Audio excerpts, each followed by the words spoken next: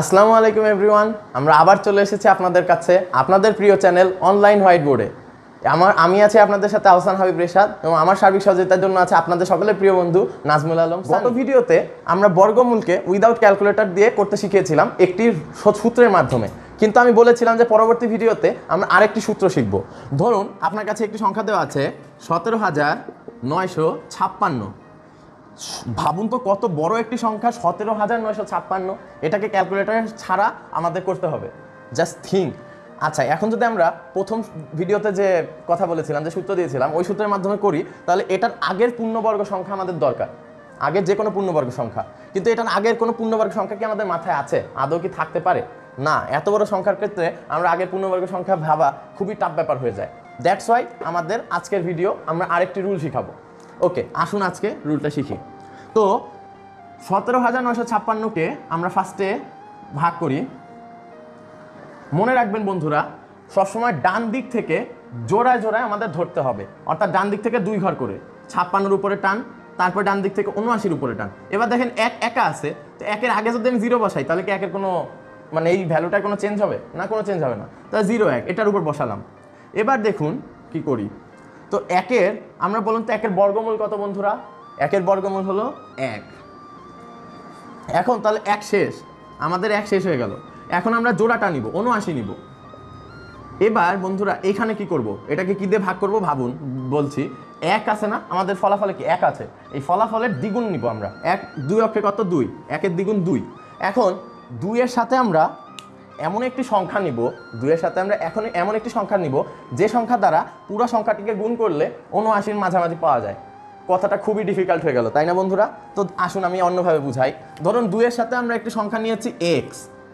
এবার আমরা এই x দিয়ে 2x কে গুণ করব, x দিয়ে 2x কে গুণ করব, তাহলে কি হবে? 2x² হবে।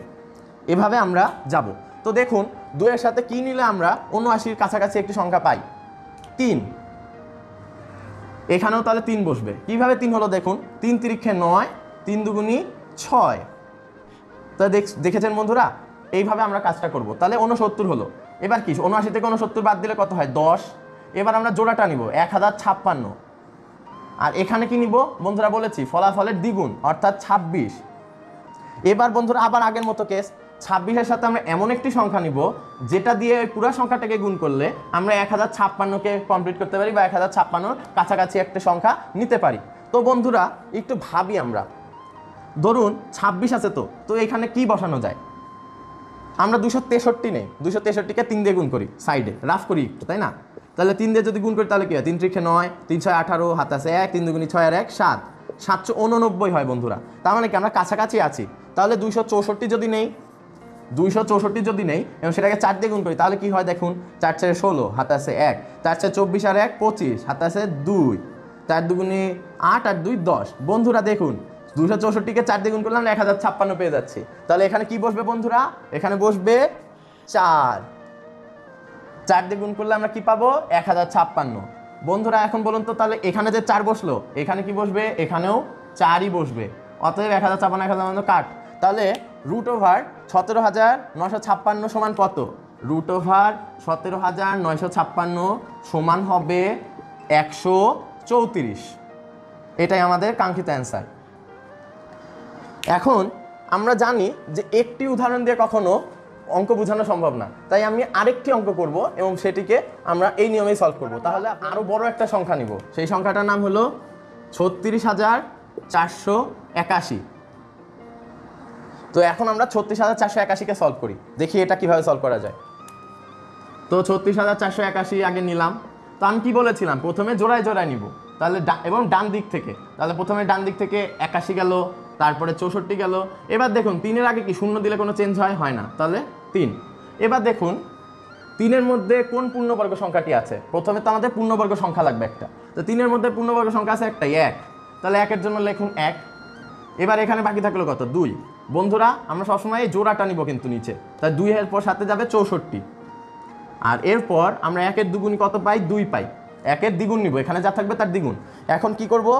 এটার সাথে এমন একটি সংখ্যা নিব যা দিয়ে এটাকে গুণ করলে আমরা 264-র কাছাকাছি কোনো পূর্ণ একটি সংখ্যা পেয়ে যাই, বা 264 পেয়ে গেলে তো অসাম। ওকে, তো আমরা দেখি, আসুন আমরা একটু ধরি। 26 স্কোয়ার কত হয় আমরা বলেছিলাম 26 স্কোয়ার হয় 676। এখন 26কে 6 দিয়ে গুণ করা, তাহলে আমরা 26কে আগে 6 দিয়ে গুণ করে দেখি। 6 6 36, হাতে আছে 3, 6 2 12 আর 3 15, 156।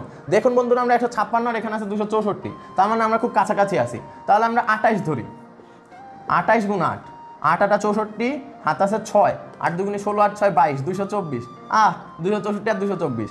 কিন্তু আমরা একবার 29 দিয়ে দেখি, কি বলেন? 29 দিয়ে দেখি যে কি অবস্থা দাঁড়ায়। তাহলে 29 গুণ 9, 9 9 81, হাতে আছে 8, 9 2 গুণ 18 আর 8 26। দেখুন বন্ধুরা আমরা একদম এটার কাছাকাছি ভ্যালু পেয়ে গেছি। 29 গুণ 9 261। তাহলে আমরা এখানে 9 বসাচ্ছি, এখানেও 9 হবে। তাহলে কত হলো? 261। এখানে কত থাকলো বন্ধুরা? 3। আর এবার আমরা এই পুরা ভ্যালুটা নিব, 381 নিলাম। এখন বন্ধুরা কি বলেছিলাম? 29 এর সাথে এমন একটি সংখ্যা নিব এইখানে যেটা থাকবে তার ডবল, তাহলে 19 দুগুণী 38 হলো।